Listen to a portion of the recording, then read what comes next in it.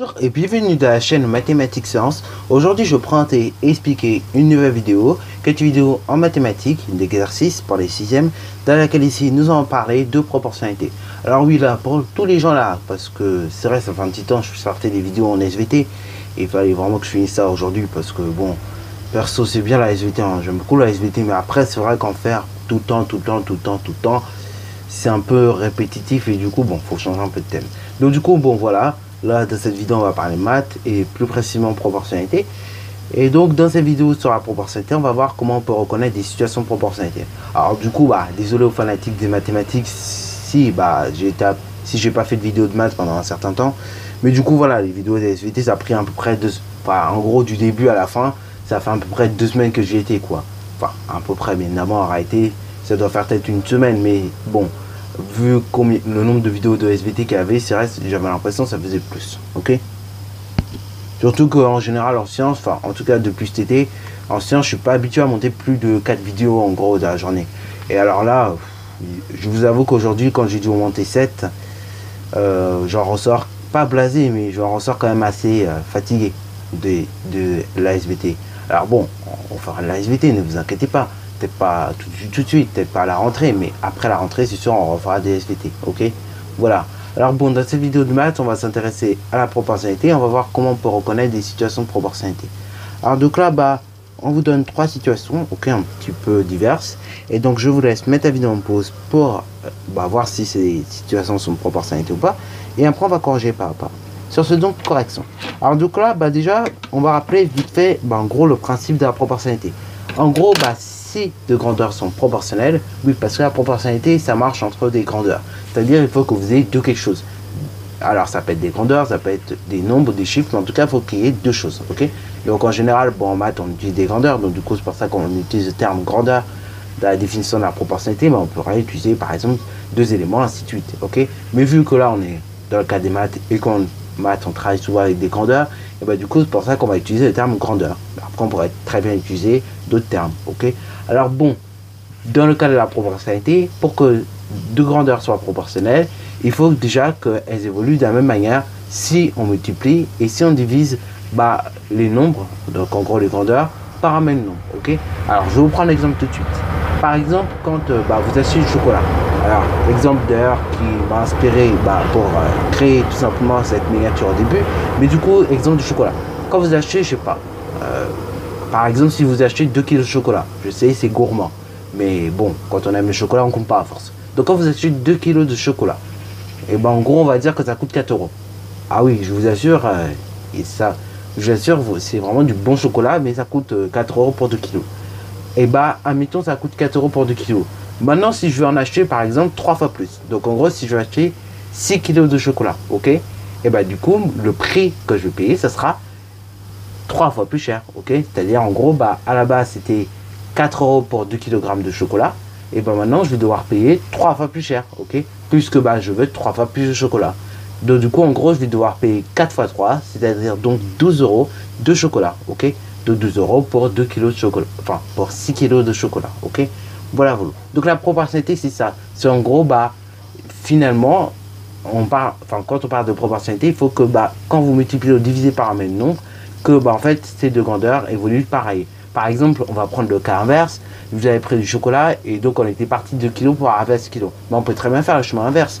Si par exemple tu veux, je sais pas, tu as 6 kg de chocolat et que du coup tu payes 12 euros et que tu en veux cette fois-ci en acheter un peu moins parce que le chocolat c'est bien bon mais ça fait grossir aussi. Par exemple, tu as 6 kg de chocolat qui coûte 12 euros. Tu voudrais acheter 3 fois moins de chocolat. Donc du coup, tu vas devoir payer 3 fois moins cher. Ce qui veut dire donc, tu achètes 3 fois moins de chocolat. Ce qui veut dire donc 6 divisé par 3, 2 kg de chocolat. Et donc du coup, là, au niveau du prix, c'est pareil, il faut payer 3 fois moins cher. Donc du coup, tu payeras 12 divisé par 3, à savoir 4 euros pour tout simplement acheter tes 2 kg de chocolat. Ok. Voilà, donc la proportionnalité, ça fonctionne dans les deux sens. Ça fonctionne dans le sens de la multiplication, mais également de la division. Alors, la proportionnalité avec les additions et les soustractions, par contre, là, ça ne marche pas, ok. En revanche, parce que tout simplement, la proportionnalité, c'est surtout une question de multiplication et de division, et non d'addition et de soustraction, ok. Voilà. Alors donc là, on va se baser sur 3 situations que vous pouvez avoir abordées dans la vie de tous les jours. et voir bah, si c'est de la proportionnalité ou pas. Ok. Alors, on nous dit dans la situation 1 que Marc parcourt 130 km en 1 heure et qu'en 3 heures, il en parcourt 390 km. Ok. Alors, là, on va regarder.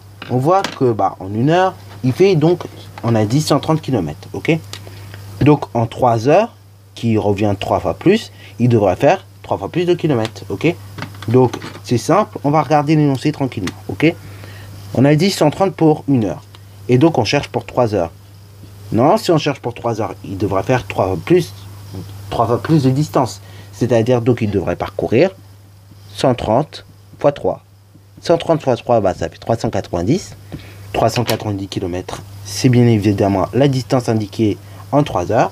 Donc oui, la situation 1 est bien une situation de proportionnalité. Ok. Voilà. Alors pourquoi il y a proportionnalité? Parce qu'on voit que les grandeurs évoluent de la même manière. C'est-à-dire, la distance parcourue avec le temps évolue de la même manière. Vous avez pu voir que bah, en 1 heure, on parcourt 130 km et qu'en 3 ans, on doit parcourir 3 fois plus de distance. C'est-à-dire donc 130 fois 3, 390 km. Ce qui était le cas ici, bien évidemment. Situation 2. On nous dit qu'à 6 ans, Jim pèse 35 kg et que quand il a 18 ans, il en pèse 80 kg. Alors là, pareil, on regarde. On nous dit qu'à 6 ans, sa masse est de 35 kg. Ok.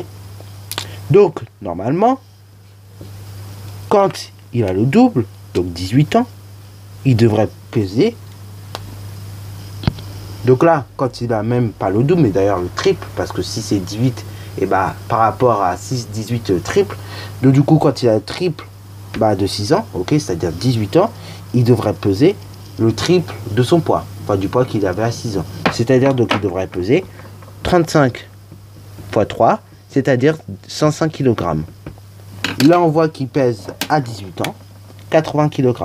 Donc là bah, on voit que les grandeurs n'évoluent pas de la même manière. Donc là ici il n'y a pas de proportionnalité. Ok.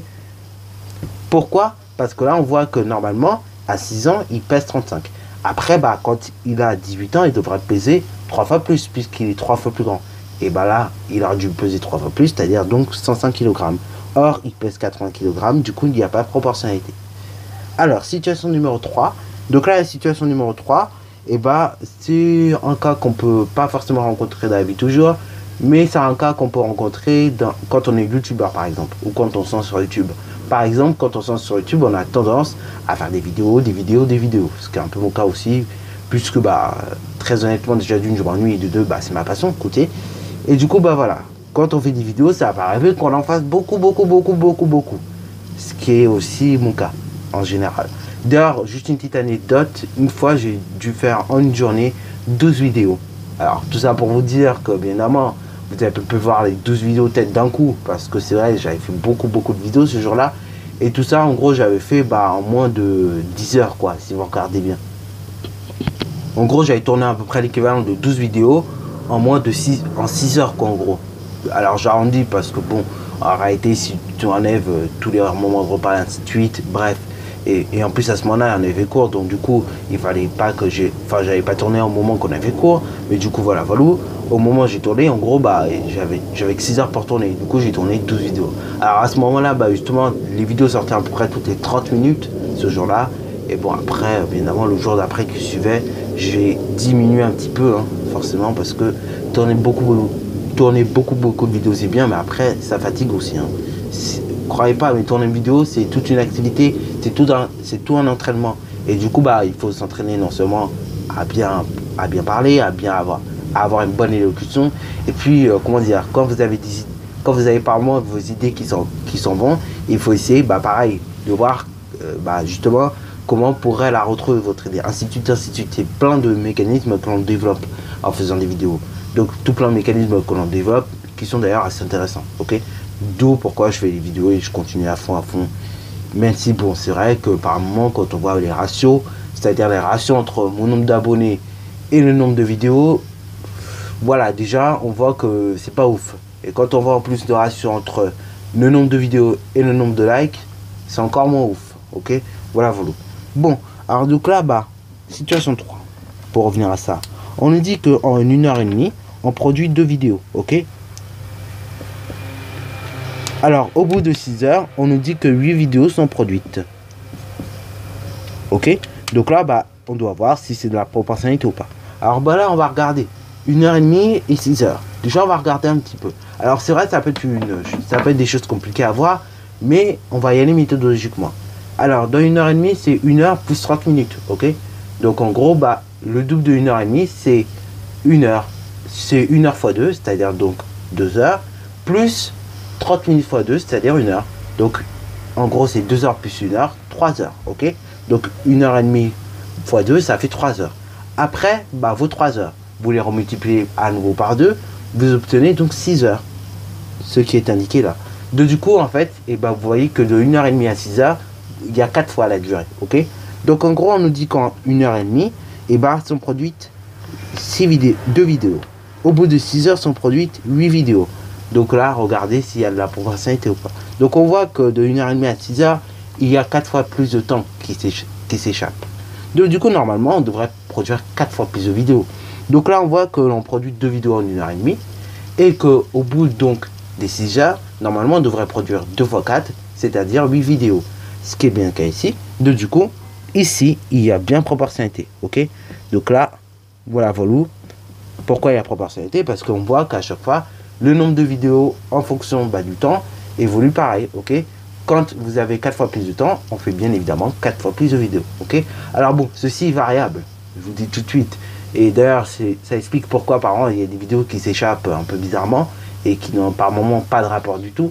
C'est parce que tout simplement, ceci est variable à cause de l'algorithme YouTube. Oui, parce que sur YouTube, croyez-moi, vous avez un algorithme qui fait que, en gros, vos vidéos, elles sont peu analysées. Donc, on analyse vos propos, ainsi de suite. Donc, du coup, ça permet évidemment de ne pas laisser trop de vidéos nulles, quoi. Alors, quand je dis nul, c'est pas nul au sens premier que l'on pourrait penser. C'est vraiment nul dans le sens vocabulaire, ainsi de suite. Ok? Voilà. Par exemple, on voit qu'il y a trop d'insultes, trop de gros mots. On voit que ça critique pour rien dire. Enfin, bref. Vous voyez, c'est pas constructif. Donc là, bon, ce genre de vidéos, YouTube, il les analyse. Et après, il essaie de les mettre de côté. Alors bon, comme il y a tellement de vidéos sur YouTube, le truc qu'il y a, c'est que, en fait, YouTube, il peut pas, il peut pas tout analyser, tout filtrer. Parce qu'il y a tellement de vidéos qui sortent dans une seule seconde. Alors, j'ai aucune idée d'ailleurs de ce nombre, de nombre de vidéos qui sortent en une seule seconde, mais c'est énorme. Il faut vous dire, en gros, on est 7 milliards d'humains sur Terre. Et en gros l'équivalent de plus de 7 milliards de comptes YouTube sur Terre. Ok? Donc, il faut vous dire, sur les 7 milliards de comptes, on va dire qu'il y a à peu près, allez, que je dise pas de bêtises, on va être gentil, il y a 10%. Ok? Ce qui veut dire donc 700 millions de comptes actifs à chaque fois. Et après, si vous comprenez un petit peu, il y a peut-être 700 millions de comptes qui font des vidéos et ainsi de suite. Donc, du coup, c'est 700 millions de vidéos analysées et tout. Donc, ça peut arriver aussi sur YouTube, vous tombez sur des vidéos qui sont pas forcément très cool. Ok? Alors dans ce cas là, bon, si elles sont vraiment pas cool du tout, ce que vous faites, c'est que vous faites comme sur Instagram, vous signalez, et puis après la vidéo peut être tout simplement supprimée. Ok? Comme sur Instagram d'ailleurs avec les faux comptes. Voilà. Donc là, ça, du coup, c'est ça qui explique par moment pourquoi les vidéos elles sortent un peu tard, décalées, et ainsi de suite, parce que forcément les vidéos elles sont filtrées. Alors bon, après je vous avoue qu'avec on va dire 700 millions de vidéos qui sortent au fur et à mesure, hein, voilà, ça fait beaucoup. C'est beaucoup de traitements à faire, ok? Donc on peut pas traiter exactement les vidéos. En sachant qu'en plus, par exemple, il y a des vidéos qui sortent assez rapidement. Donc bon, voilà.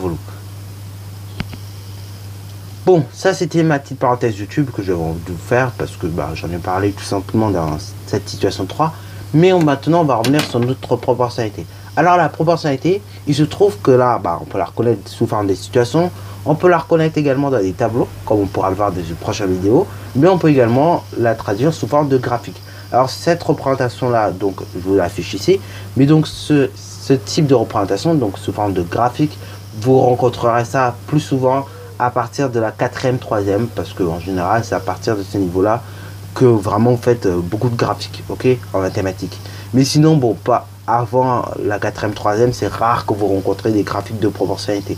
Bon, sauf bien évidemment par hasard, ok. Mais sinon, bon, c'est vraiment à partir de la 4e, 3e. Alors, un graphique de proportionnalité, ça a quand même des caractéristiques assez particulières. Par exemple, dans un graphique de proportionnalité, vous allez avoir pas mal de choses. Vous allez avoir des points qui sont alignés depuis tout simplement depuis l'origine du repère. Donc l'origine du repère, en gros, c'est le point 0 que vous voyez tout en bas à gauche. Donc ça, on appelle ça en mathématiques l'origine.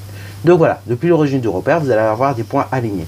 Non seulement ils vont être alignés, mais en plus, ils vont être, comment dire, non seulement ils seront alignés, mais en plus, ils passeront par l'origine du repère. Ok, voilà, ce qui fait, donc on a une courbe assez droite. Ok, parce que oui, il existe des courbes en mathématiques qui ne sont pas forcément droites. Ok, voilà, ou il existe au contraire des courbes droites, mais qui au contraire ne passent pas par 0 ou peuvent passer par d'autres points. Ok, donc voilà, une courbe de proportionnalité, c'est une courbe en gros qui passe par l'origine du repère, donc par le point 0, et qui est tout simplement à des points alignés. Ok, comme vous pouvez le voir sur la photo.